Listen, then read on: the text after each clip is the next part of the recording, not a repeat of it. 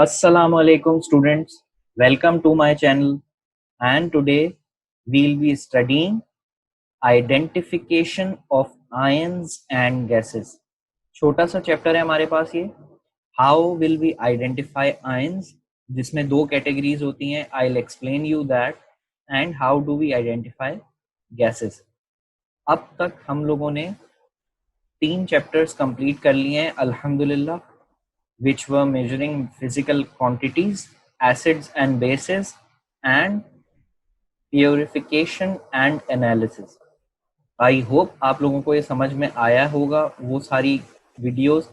Still, if you have any confusion on questions, you can always contact me, and notes of all the chapters which I have taught you, इन सब के notes available हैं आपके पास screen पे आ रहा होगा कि किस तरह से you can order them by emailing us and by liking our Facebook page and inboxing us. So today we'll be studying identification of ions and gases, and we are moving forward towards the chapter objectives.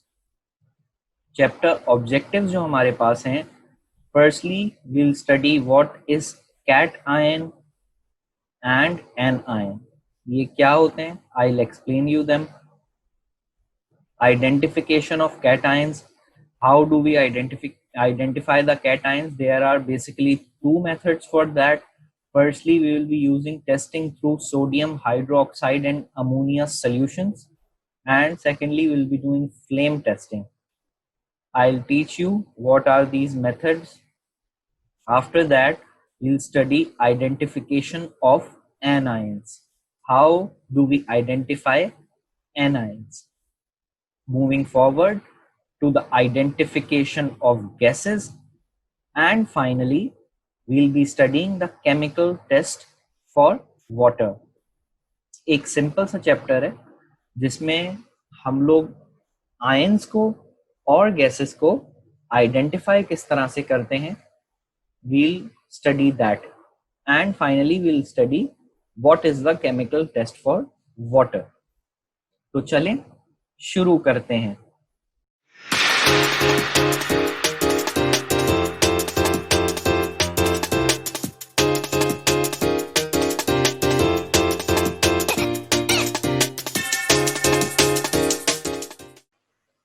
तो first topic हमारे पास इस chapter का है cations and anions. So firstly we'll start with ionization. I have explained you in detail the process of ionization in acids and bases chapter. You can always refer back to that lecture of mine कि किस तरह से detail में ionization होती है. Briefly I'll tell you here also that ionization is a process when a substance gets broken into its positively and negatively charged ions. जब कोई compound break हो जाता है अपने पॉजिटिवली और नेगेटिवली चार्ज्ड आयंस में, तो वो प्रोसेस आयोनाइजेशन कहलाता है. पॉजिटिवली चार्ज्ड आयंस कैटायंस कहलाते हैं. Similarly negatively charged ions anions कहलाते हैं. एग्जाम्पल अगर हम दें, मैं एसिड्स एंड बेसिस के चैप्टर से ही आपको एक एग्जाम्पल दे रहा हूं कि सल्फ्यूरिक एसिड को अगर हम एक्वस सॉल्यूशन में डिसॉल्व करें, फॉर एग्जाम्पल वाटर के अंदर हमने सल्फ्यूरिक एसिड को डिसॉल्व किया है, तो it breaks into its ions that are H positive and SO4 negative ions. जो हाइड्रोजन आयन है that is a cation because it is positively charged. The second ion which is sulfate ion, it is an anion because it is negatively charged. So this process is called ionization, and you have clearly understood, I hope, that these are cations and anions. Moving forward, identification of cations. We can identify cations with the following tests. जैसा कि मैंने आपको chapter objectives में भी बताया था कि cations की आइडेंटिफिकेशन के लिए we have two basic tests जो कि हम पढ़ेंगे यहाँ पे. The first one is testing through sodium hydroxide and ammonia solutions. इसमें क्या होता है हमारे पास कि हम दो सॉल्यूशंस होती हैं हमारे पास that are sodium hydroxide and ammonia solutions. We add them on the solution of metal cation and a precipitate is formed and it may be of different color. तो जो कलर ऑफ द प्रेसिपिटेट होता है उसके through we identify the ions and I have told you what is precipitate also in the acid and basis chapter, you can refer to that, but still I will tell you briefly here कि precipitate insoluble particles form होते हैं किसी भी solution में, that is called a precipitate. The second test is flame testing. This type of test is carried with the help of burning those compounds containing metals. जो metals हमको test करने हैं उनको burn करते हैं and then we check the color of the flame. दोनों test में you will notice that we are identifying ions with the help of color. एक में हम precipitate का कलर देखते हैं, दूसरे के अंदर हम flame का कलर देखते हैं. ये दो बेसिक टेस्ट हैं and we'll study them one by one. Moving forward to testing with sodium hydroxide and ammonia solutions. The reactions for testing are observed in two conditions. This is important part of this test. So I hope that you will memorize this. दो तरह की conditions होती हैं इनके testing में. Firstly, जो भी solution है हमारे पास, for example, if I am considering sodium hydroxide for the moment now, firstly we'll add a very small amount like 1 or 2 drops और फिर हम देखेंगे सॉल्यूशन के अंदर कि प्रेसिपिटेट फॉर्म हुआ है या नहीं. क्यों?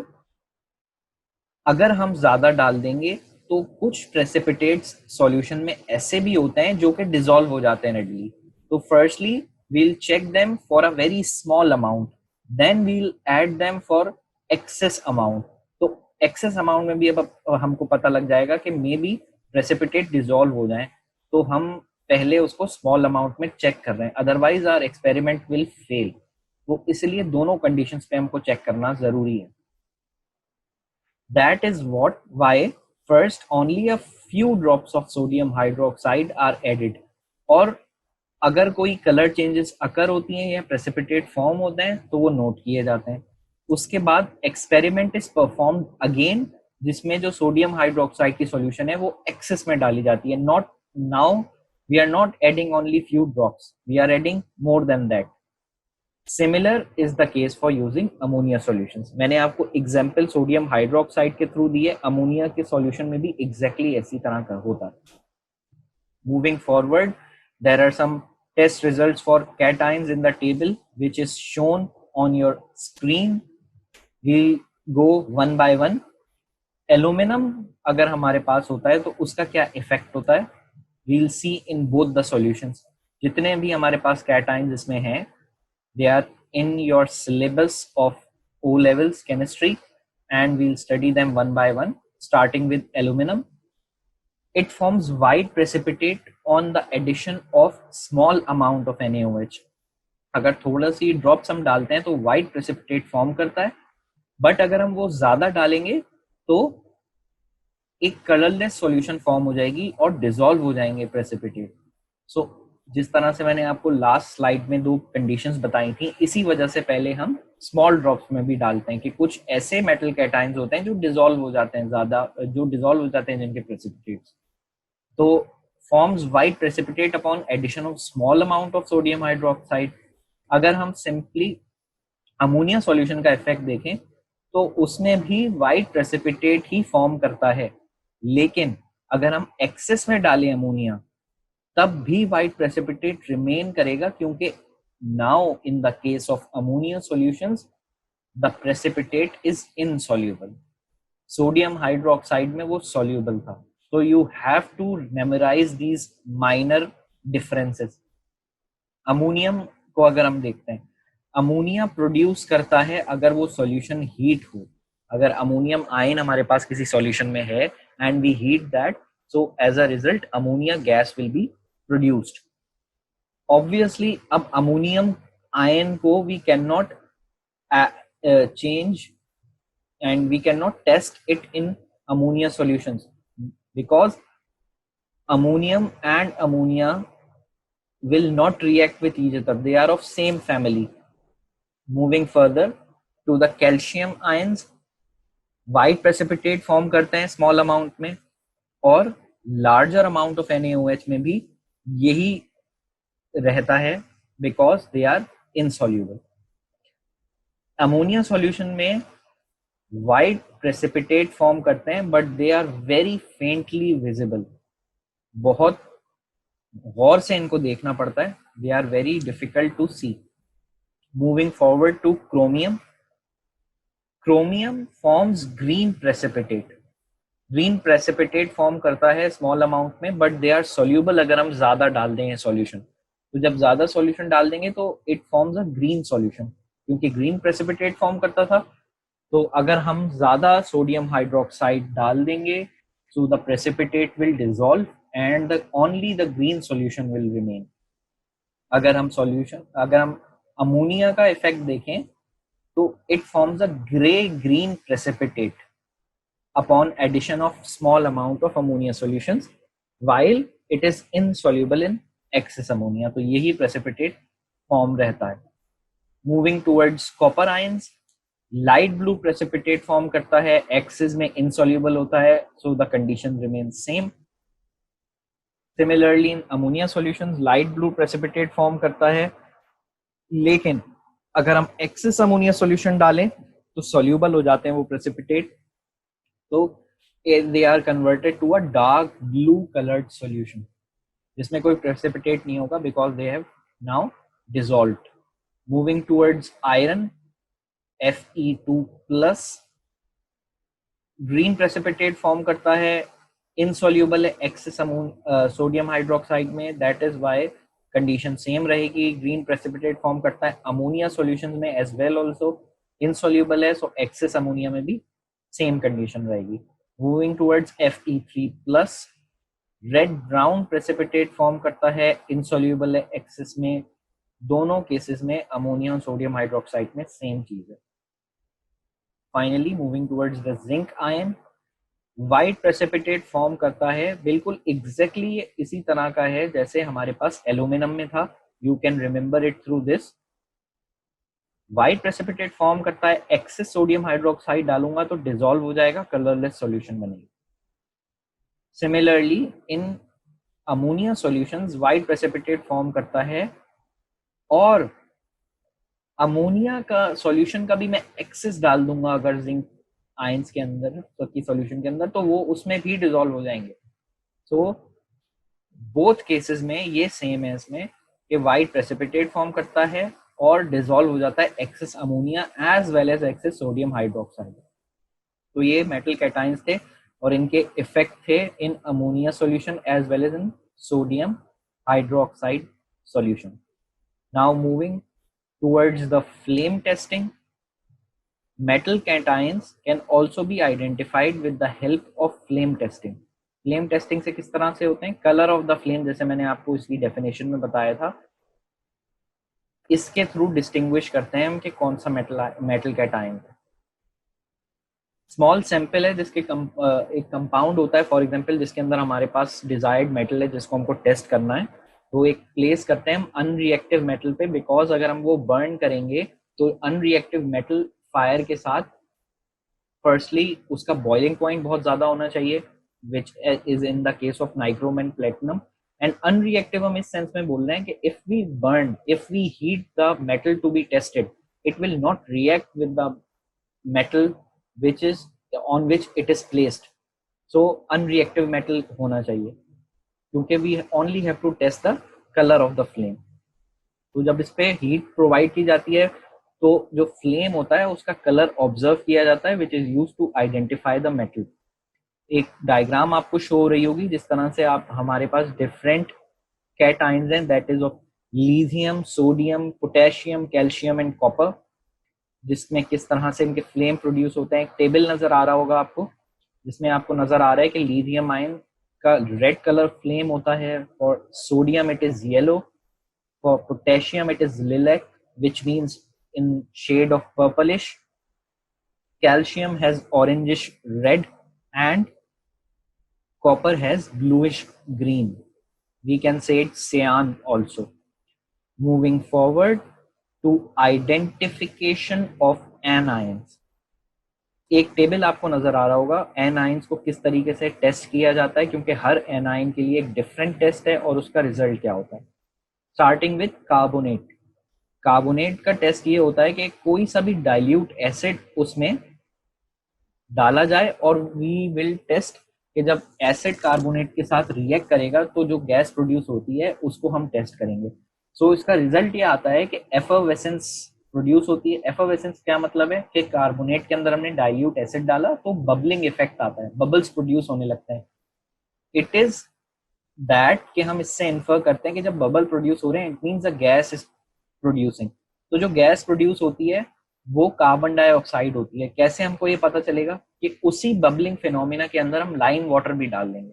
जो हमारा लाइम वाटर होगा it will turn into milky white और क्लाउडी वाइट. तो इससे हमको पता लग जाएगा कि this gas which is produced is carbon dioxide. Moving towards chloride ion. हम नाइट्रिक एसिड इसमें ऐड करें and silver nitrate aqueous solution इसमें ऐड करें तो हमारे पास अगर क्लोराइड आयन होगा तो व्हाइट प्रेसिपिटेट फॉर्म होगा. Similarly, in the case of bromide and iodide ions, we'll do the same. We'll acidify, which means that we'll firstly add dilute nitric acid and then we'll add aqueous solution of silver nitrate. तो bromide के case में cream precipitate form होगा, creamish सा, while in iodide yellow precipitate will be formed. Moving towards nitrate. Nitrate ions को identify करने के लिए we'll use aqueous solution of sodium hydroxide and we'll also use aluminum foil. ये दोनों add करने के बाद we'll warm the solution gently. Slow flame पे इसको वार्म करेंगे and we'll observe that gas will start to release और वो गैस होगी ammonia.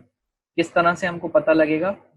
You can see in the result column कि it has a sharp pungent smell and हम moist red litmus paper अगर उस तरफ लेके जाएंगे जिस टेस्ट ट्यूब में गैस प्रोड्यूस हो रही है, so it will turn the moist red litmus paper into blue. So we will then confirm that the gas is ammonia. Moving towards sulfate ion, dilute nitric acid add करेंगे and then we'll add aqueous barium nitrate. तो जो sulphate ion अगर present होंगे then they will produce white precipitate. Moving towards the last of anions which is sulfite. dilute acid हम कोई सा भी उसमें ऐड करेंगे and then we'll warm the solution gently on a slow flame. A gas will be released and we will check this. How we will check this? We'll use a purple aqueous potassium manganate solution. Potassium manganate solution जो होती है it is purple in color. The gas is produced and we'll allow the gas to move towards in this solution. The purple solution will turn into a colorless solution. जब ये purple color से colorless solution में change हो जाएगी then we will confirm that the anion is sulfite. Moving forward to the identification of gases, you will see a table which is similar to the identification of anions. इसमें आपको नजर आ रहा होगा different तरीके के test हैं. जिस तरह के एनाइंस में हर एनाइन में डिफरेंट तरीके का टेस्ट था, सिमिलरली हर गैस को टेस्ट करने के लिए we have a different test. Starting with ammonia, it has a colourless and pungent smell. जो इसमें हम यूज करेंगे जैसे कि मैंने आपको प्रीवियस स्लाइड्स में भी बताया था, will use a litmus paper which is red. Damp red litmus paper use करेंगे. डैम्प मतलब moist and it will turn blue which will indicate that the gas is ammonia. Moving forward to carbon dioxide, it is a colourless and odourless gas. And इसको भी मैंने आपको starting में बताया कि if we bubble this gas through lime water, the lime water will turn milky or cloudy. The next is chlorine. It is a pale green colored gas and have a choking smell. अगर हम इसमें blue litmus paper लेके जाएंगे, damp blue litmus paper, it will turn red because the gas has acidic nature. Moving towards hydrogen, colorless and odorless gas. If we hold a lighted splint on the mouth of the test tube, you will remember that I have taught you this in acid and basis chapter also. Lighted splint अगर हम लेके जाएंगे उस test tube पे जहां hydrogen produce हो रही है, it will extinguish with a squeaky pop sound. Pop की sound आएगी and it will extinguish. While in case of oxygen, if we hold a glowing splint on the mouth of the test tube where oxygen is being produced, the splint will be relighted. Why? Because oxygen helps in burning. Finally, if sulfur dioxide is produced, which has a pungent choking smell, so it will be similar in the case of as was in the case of sulfite ion, कि हम इसको गुजारेंगे acidified aqueous solution of potassium manganate, which is purple in color, and it will change its color from purple to colorless. इसके through हमारे पास these 6 type of gases जो कि most common used gases हैं, we identify these. Moving forward to the chemical test for water. This is the final topic of our chapter. There are 2 types of testing for water. Testing for water क्या है? किसी भी चीज में हमारे पास अगर water present है या नहीं है, if we have to chemically test it, so we will test it by the 2 tests. Simple से tests हैं. First, testing it by cobalt chloride. It is blue in color. If we put cobalt chloride to a place where there is presence of water, it will turn to pink. Normally for this case, we use cobalt chloride paper. Blue color का एक paper होता है. If we put it where water is present, it will turn into pink, which will indicate that there is water present. Simple C chemical equation है. When it reacts with water, it forms pink color. Secondly, we'll be using by testing through anhydrous copper sulfate. Similar case है, इसमें बस color changes हैं. Generally, anhydrous means without water. So copper sulfate, which is without water, is white in color. If there is presence of water, then it will change its color to blue. इसकी भी equation आपको नजर आ रही है. तो अगर किसी भी केमिकल apparatus में या किसी भी experiment में, if we have to test if there is water present or not, we can test it by these 2. There will be a color change and we can easily identify if there is water present or not. So guys, this was our chapter regarding identification of ions and gases. I hope आप लोगों को सब कुछ समझ में आया होगा. I thank you all for your support. Also, please do subscribe my channel, share and comment as much as you can. And also, अगर आपको कोई क्वेश्चन है, कोई क्वेरीज हैं, कोई कमेंट या कोई सजेशन कुछ भी है आपके पास, you can always comment on my video. If you want notes of all the chapters I have covered till now, you can order them on our email address as well as on our Facebook page. And also don't forget to like our Facebook page. I'll see you soon inshallah with a new chapter, and I hope you are all doing fine. Allah Hafiz and Jazakallah.